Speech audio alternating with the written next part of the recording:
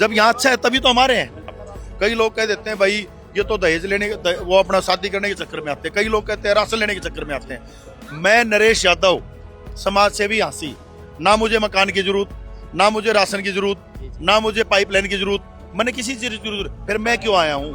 आप शायद सच्चा ज्ञान सुनने आए हैं यहाँ पे। फिर यही तो बात है ना, क्वेश्चन उठाना बहुत आसान है, क्वेश्चन उठाने से आपकी जिंदगी हरी नहीं होगी। संत रामपाल जी महाराज के आपको विचारों को समझना पड़ेगा। उनका विचार क्या है?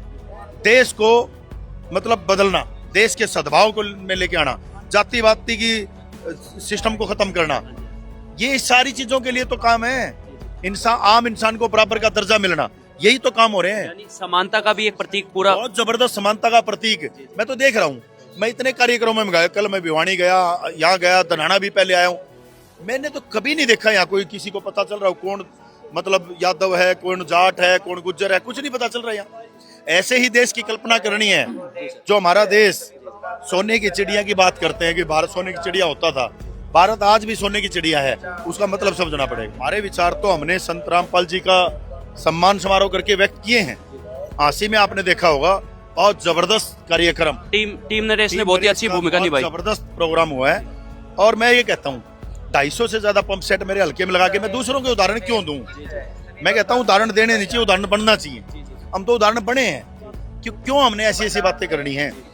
हमारे वहाँ 250 से ज्यादा पंप सेट लगवा के, जो आज तक भी वो जमींदार जब फसल नहीं बीज पाते, आज बढ़िया गेहूं की फसल लहला रही है, उसका पूरा श्रेय हमारे संत रामपाल जी महाराज को जाता है। गरीब को स्वर्ग की कल्पना करनी चाहिए, वो सतलोक आश्रम में है।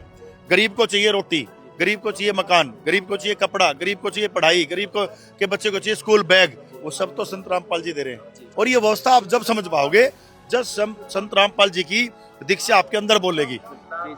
और मैं बार बार सब भक्तों को कहना चाहता हूँ, जितने भी संत रामपाल जी के अनुयायी हैं, उनको मैं कहना चाहता हूँ, लोगों की बातें सुन के अच्छे से अच्छे आदमी के नीचे भी लोग एक कमेंट कर देते हैं, उसको इग्नोर करके आप अपनी जो सद्भाव की यात्रा जी रहे हैं, यात्रा का जीवन जी रहे हैं, उसमें रहो, आप मस्त रहो, क्योंकि इससे बड़ा स्वर्ग कहीं नहीं है। स्वर्ग को ढूंढने की जरूरत नहीं है, स्वर्ग सतलोक आश्रम में है।